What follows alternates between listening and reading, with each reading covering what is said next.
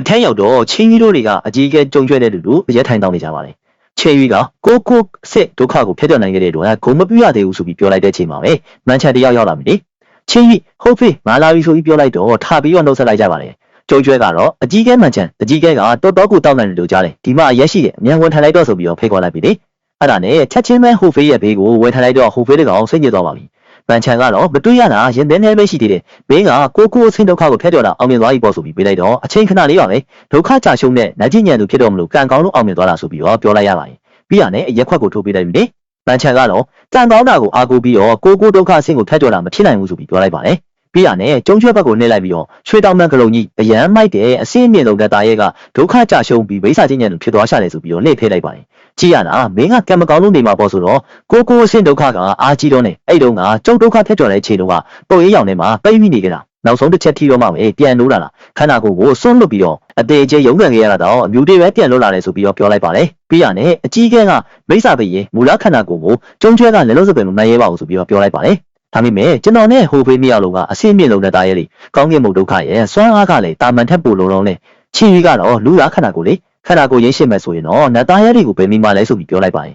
ယ်အဲ့လိုမျိုးကြောင့်မို့လို့ကောင်းကင်ဘုံရဲ့ဒုက္ခအားလည်းနေကြသွားမှာပါ။ဘာလို့နဲ့မင်းနဲ့ဘသူပို့ပြီးကြံကောင်းလဲဆိုပြီးတော့ပြောလိုက်ပါတယ်။အဲ့ဒါနဲ့ဟောင်ဖီကတော့အကိုကြီးရဲ့ကောင်းကင်ဒုက္ခကိုသူမမြင်သေးလို့အသိမြင့်ဆုံးတဲ့တာရဲတွေရဲ့ဒုက္ခထက်တောင်ပို့ပြီးတော့ကြောက်ဖို့ကောင်းလဲဆိုပြီးတော့ဟောင်ဖီကဝင်ပြောလိုက်သလိုမင်းပြောမြရှိတာထဲပြောဆိုပြီးတော့မန်ချန်ကလည်းပြောလိုက်ပါတယ်။အဲ့ဒါနဲ့ကျုံချွဲကတာမန်လူတွေကကျင့်ကြံတဲ့လောကလေးကိုခြေချရင်းနဲ့အခွင့်အလမ်းတိုက်ဆိုင်ပြီးတော့လေးကိုကောင်းကင်ဒုက္ခကိုတစ်ချိန်ဖျက်ကျော်နိုင်ခဲ့တယ်။ကျွန်တော်တို့လိုအဆင့်ထိရအောင်ကျင့်ကြံမှုကြတော့ကိုအစီဒုက္ခကိုဖျက်ကျော်နိုင်ရတာကကြီးမှန်းချက်ခိုင်မာပြီးတော့စိတ်ကတန်ရှင်းတဲ့လူလို့ဆိုတာတက်တေပြဖို့တုံလောက်တယ်ဆိုပြီးပြောလိုက်ရပြီလေ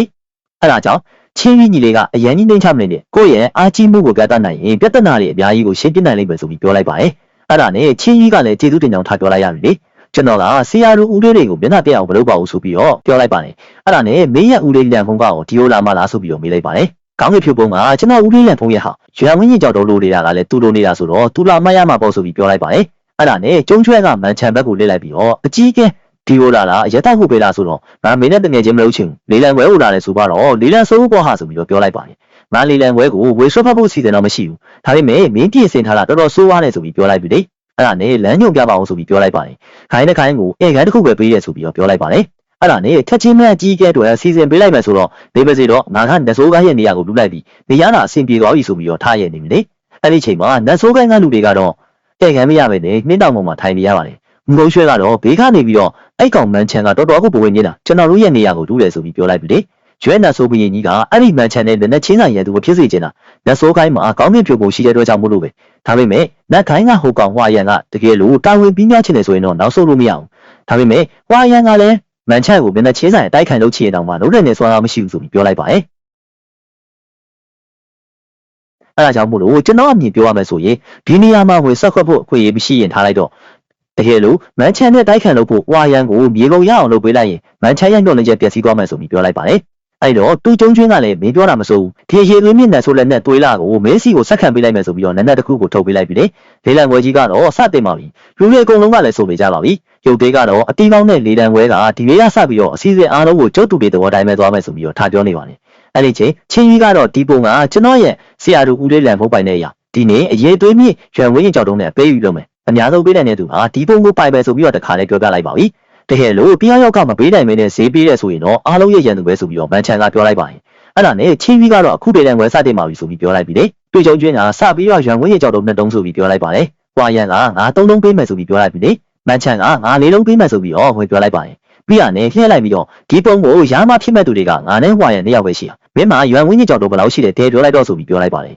ဟွာရန်ကလည်းမင်းမဘယ်လောက်ရှိမှမသိပဲနဲ့ငါအများကြီးပြောရလားဆိုပြီးတော့ပြောလိုက်ပါတယ်ကဲပါဒါဆိုလဲမေးစိတ်ရှိတယ်ဆိုရင်ဖော်လို့ပေးမယ်ဆိုပြီးပြောလိုက်ပြီလေနှစ်ယောက်တည်းလေးလံအပြိုင်ဆွဲနေကြပါနဲ့ဟောင်ဖေးကတော့ရုပ်သေးရုပ်ရဲ့ဆွမ်းအားကိုစိတ်မြင့်လိုက်တော့မှဆိုပြီးတော့တကယ်လို့အဆင့်6ရွှေနဲ့ထိရောက်သွားတယ်ဆိုရင်လူလောကမှာတိုင်မဲ့တင်းနာသေးကြတယ်ဆိုပြီးတော့ပြောနေပြီလေရွံဝင်းကြီးကြောက်တော့ကလည်း10လုံးထိကိုရောက်သွားပါပြီဟွာရန်ကတော့17လုံးထိတိုးပေးလိုက်တယ်လေအဲ့ဒါနဲ့မန်ချန်က12တုံးဆိုပြီးတော့ဈေးတိုးပေးလိုက်ပါတယ်ငါမှဒါပဲရှိတယ်တကယ်လို့မင်းမရှိသေးရင်ကောင်းကင်ဖြုတ်ပုံကမင်းပိုင်နေဆိုပြီးပြောလိုက်ပါတယ်အဲ့ဒီချိန်မှာပဲငကားနှုံးနဲ့လာလူကတော့ငါမှယူမင်းကြီးကြောက်တုံး3တုံးရှိသေးတယ်လိုချင်တဲ့သူရှိရင်ဒီမှာရောက်မယ်ဆိုပြီးတော့ဈေးပန်းခင်းနေပြီလေအဲ့ဒါနဲ့ဟွာရန်ကငါဝဲပဲဆိုပြီးပြောလိုက်ပါတယ်တကယ်တော့ငကားနှုံးတွေကမန်ချန်ကိုလည်းရွံဝင်းကြီးကြောက်တုံးတွေပေးထားတာပါပြီးတော့ငကားနှုံးတွေကကောင်းကင်ဖြုတ်မှုလူပွဲတွေကိုမပတဲ့အတွက်မန်ချန်ကကျေးဇူးတင်နေတာလေ စိတ်ချကျုပ်ရဲ့အရေးသွေးမြင့်ရွယ်ဝင်းကြီးကြောက်တော့ဘူးတော့ခမရရဲ့လက်ထဲကိုပေးအပ်လိုက်ပြီးတိုင်ဝဲမှာလို့ဝင်ပါမှလဲဆိုပြီးတော့ပြောလိုက်ပါတယ်။ငကားမျိုးတွေရဲ့အရေးသွေးမြင့်ကြောက်တုံးလေးအကုန်လုံးသူ့ကိုအပ်လိုက်တယ်။မင်းတို့ကိုကောင်းဝင်ပြုတ်ဖို့ရသေးရလားဆိုပြီးတော့ပြောလိုက်တော့မဟုတ်ဘူးကျွန်တော်ကငကားမျိုးတွေကိုပိုကြီးရဲ့အားသာချက်ရှိစေချင်လို့ဆိုပြီးပြောလိုက်ပါတယ်။အောင်ဖုန်းကတော့ပွဲထဲရောက်မှဝေးကြောက်တုံးတွေထုတ်ရောင်းနေတာပါ။အဲ့ဒါနဲ့မန်ချက်တရောက်တော့သားထွက်နေပါပြီ။မင်းမနေ့ကပြောတော့တမျိုးအခုကျတော့ငါ့ကိုလာပြီးတားရပြီဆိုတော့ကျုပ်ကရောင်းမယ်ပဲပြောတာဘသူ့ကိုရောင်းမယ်လို့မပြောဘူး။ဟွာရန်ကလည်းဝယ်လို့ရတယ်ခမည်းလည်းဝယ်လို့ရတယ်လေဆိုပြီးပြောလိုက်ပါတယ်။ပြီးတာနဲ့ကဲဒီအစင်းမြင့်ရွံဝင်းရင်ကြောက်တုံးသုံးလုံးကိုဘသူဝယ်ရမှာလဲဆိုပြီးမေးလိုက်ပါတယ်။မန်ချန်ကတော့ဈေးကဘယ်လောက်လဲဆိုပြီးမေးလိုက်တော့ကြောက်တုံးတုံးတိုင်းကိုအကျွေးသေးမြင့်မိစ္ဆာလက်နဲ့နက်လက်နဲ့နတ်ဆိုးလက်နဲ့တခုခုနဲ့လဲရမယ်ဆိုပြီးပြောလိုက်ပါတယ်။ဒါမှမဟုတ်အစင်းတူတယ်ကျင်းစာအဆောင်ဆေးလုံးပိုင်းကြီးမိုးရိုးဆောင်လို့ပြောပေါ့ဒုံနဲ့လဲလို့ရတယ်ဆိုပြီးပြောလိုက်ပါတယ်။နှစ်မျိုးလုံးကအရေးသွေးမြင့်ရွံဝင်းရင်ကြောက်တုံး10တုံးထက်တာမှပိုပြီးတန်တယ်မင်းကတလုံးနဲ့လဲချင်တာလားဆိုပြီးပြောလိုက်ပါတယ်အဲ့ဒါကထက်လောကစေးလီဒါကလူလောကလဲချင်ရင်လဲမလဲချင်နေဆိုပြီးပြောလိုက်ပါတယ်အဲ့ဒါနဲ့နက်လက်နဲ့နှစ်ခုထုတ်ပြီးတော့ဟွာရန်ကနှစ်တုံးလဲမယ်ဆိုပြီးပြောလိုက်ပါတယ်သုံးလုံးကိုရောင်းမယ်ပြောလားခွဲမရဘူးဆိုပြီးတော့ပြန်ပြောလိုက်ပြီလေအဲ့ဒါနဲ့မန်းချန်ကညီနောင်အောင်ဖို့တော်တော်ခုတော်လာပ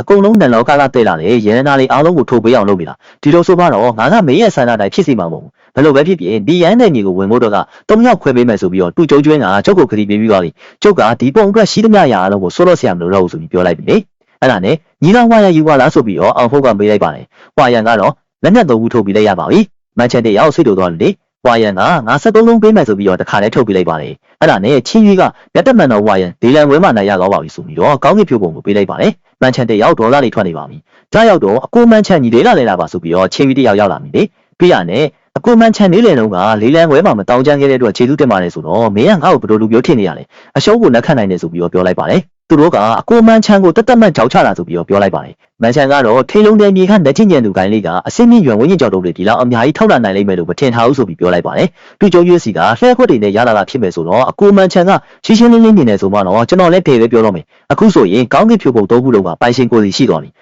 ီနတ်ဆိုးနဲ့နဂါး၃ဘက်လုံးကအကိုမန်ချန်ကိုကောင်းကင်ဖြိုးပုံမရသွားသေးချင်ဘူးဆိုတာတေးကြနေတာပဲသူကျုံကျွင်းကအကိုကိုလူဝရှိအတွက်၃ယောက်ပေးမယ်ဆိုပြီးကြိပေးထားတယ်စိုးရိမ်တာကအဲ့ဒါကလည်းမတေးကြတော့တော့ဘူးဆိုတော့ဒီကောင်ကလေးကိုဖောက်ပြက်ရင်ငါရေကုန်တော့ပြစ်မယ်ဆိုပြီးပြောလိုက်ပါတယ်ဟောင်ဖေးကတော့ဟုတ်တယ်နှိမ့်ဆက်ပြစ်ဆိုပြီးတော့မြောက်ပေးနေပြီလေကဲပါထားလိုက်ကြတော့ငါတို့ရက်ဖဲတောက်ရအောင်ဆိုပြီးပြောနေပါပြီအဲ့ဒီချိန်နတ်ခိုင်းမှာတော့ငါတို့မှာကြီးမားတဲ့တဲ့ကောင်တစ်ခုရှိတယ်နောက်ဆုံးတော့ကောင်းကင်ဖြိုးပုံကိုရခဲ့ပြီဘီယန်နဲ့ညီလေးကိုဝေးပြီးတော့ရန်နာကြီးကိုယူမယ်ရွေးမရင်မင်းပြန်ပေးရတဲ့တာဝန်ကိုပြီးမြောက်အောင်လုပ်ဖို့အဆင်ပြေသွားပြီဆိုပြီးပြောလိုက်ပါတယ်ဒီတစ်ခါလက်တူတော်ဝါရကိုလိုက်သွားလိုက်မယ်ငါတို့လည်းတူတူလိုက်သွားပြီးတော့ကူညီပေးရမှာတာကိုကြောင်တကားကိုတေချာဆောင်းလျှောက်ကြဘယ်သူမှပြဿနာမရှာသေးနဲ့ဆိုပြီးပြောလိုက်ပါတယ်အဲ့ဒါနဲ့တယောက်ကထွက်လာပြီးတော့ဒီရန်နဲ့ညီကိုတောင်းမဲ့သူတွေကဘယ်သူတွေလဲဆိုပြီးပြေးလိုက်ပါတယ်ငါတို့၄ယောက်နဲ့ချင်းရွှီခိုင်းကရွေးချယ်ထားတဲ့အကြော်မော်တယောက်နဲ့အကြီးကဲဝါရဆိုတော့ကျုပ်တို့ချီးရနိုင်ကောင်နိုင်ရမဲ့လူမပါဘူးလားဆိုပြီးမေးလိုက်ပါတယ်ကျွန်တော်တို့ခိုင်းရဲ့နတ်သူတော်ကလည်းဒုက္ခဆင်းဆက်တဲ့ကြာဆုံးတဲ့ကျင့်ကြံလို့လေပြီးတော့ချင်းရွှီတာကိုခိုင်းရဲ့အတွက်ကောင်းကင်ဖြိုးပုံကိုလူပြီးတော့အသက်ဆုံးသွားရလားအရင်တစ်ခေါက်ကလည်းချင်းရွှီခိုင်းတိုက်ခိုက်ခံရတော့ကချီးရခိုင်းကတကိုင်းလုံးဝေပြီးကူညီပေးခဲ့လို့ခိုင်းရတဲ့မဲတွေလည်းအသေးပြောင်များခဲ့တာခမများတို့ကဂိုင်းကြီးဆိုပြီးတော့ကျွန်တော်တို့စီမှာအကြော်မော်မရှိတော့ကန်ချတော့မလို့လားဆိုပြီးတော့မေးလိုက်ပါတယ်အဲ့ဒါနဲ့ချက်ချင်းပဲတိုက်ခိုက်ခံရပါပြီပြီးရနဲ့ကန့်ကွက်မဲ့သူရှိသေးလားဆိုပြီးတော့မေးလိုက်ပါတယ်ဘယ်သူမှမကန့်ကွက်ရတော့မှနတ်ဆိုးတွေကိုတွန်းလှန်ပြီးတော့နတ်ခိုင်းကိုကူညီတာကနတ်ချင်းညံတဲ့လူတွေလို့ပဲချီရန်ခိုင်းကဒီလိုအတွင်းတွင်းဝင်နေတယ်ဆိုမှတော့ဂိုင်းတစ်ခိုင်းလုံးနရဘက်ကိုပြန်လာမှုပြီးတော့အနှစ်တစ်ထောင်ကိုအမားကိုသုံးသက်ကြဆိုပြီးတော့တခိုင်းလုံးကိုပြစ်ပေးလိုက်ပြီလေအဲ့ဒီချိန်မှာပဲဂိုင်းကျုပ်ရွှဲကတော့ကောင်းတယ်ချီရန်ခိုင်းကသူတို့ကိုသူတို့နှစ်တောင်းများစွာမွေးဆက်ခံထားတဲ့ဂိုင်းကြီးဆိုပြီးတော့အားကိုးလိုက်တာသူတို့ကိုခွင့်ပြုလိုက်တာနဲ့ပြီးမှမဟုတ်တော့ဘူးဆိုပြီးပြောလိုက်ပါတယ်အခုတော့အေးသွားပြီနှစ်တစ်ထောင်ပြင်မထွက်ရတော့ဘူးဆိုပြီးပြောလိုက်ပါတယ်အဲ့ဒီချိန်မှာပဲအနောက်ကနေပြီးတော့အလင်းနဲ့တစ်ခုကပြန်လာပြီလေဒါတစ်ချောင်းရောက်လာလို့မင်းလျံကတားလိုက်ပြီးတော့အရှိန်မဖေးနိုင်လို့နောက်ကိုလွတ်သွားပါတယ်ဒါပေမဲ့အသေးအတန်ပဲကနေပြီလေဒါကလေတောက်လျှောက်ခွဲလိုက်ပြီးတော့ထိုးနေတာပါရောက်လာတာကတော့လျှံဖုံးတဲ့ချီပြီးတော့ပါမင်းလျံခမ ्या ကြောင့်ဆိုးဆိုးဝါးဝါးတည်ခဲ့ရတဲ့ချင်းလုံးနေပြီကြီးကတရဝါပေါင်းတို့ရဲ့ကျုပ်တစားပြန့်ချီမယ်ဆိုပြီးပြောလိုက်ပြီလေဘေးကိုလက်ကြည့်လိုက်တော့ဘယ်သူမှမရှိတော့ပါဘူးမင်းလျံကအဲ့တုန်းကခုံးရွှဲကစိန်ခေါ်လို့လူတက်ခဲ့တာလေအဲ့ဒီတက်ဆိုတက်တိုက်ပဲငါသူတို့ကိုရှာပြီးတော့စည်ရင်ရှင်းဖို့ကူညီပေးမယ်ဆိုပြီးပြောလိုက်ပြီလေအပေါ်လည်းပြောနေတယ်ခုနကတော့ချီးရန်တိုင်းကမေကုန်းလေးတစ်ခုပေးရတော့မှခမ ्या သူတို့ကိုတက်ပြစ်တာ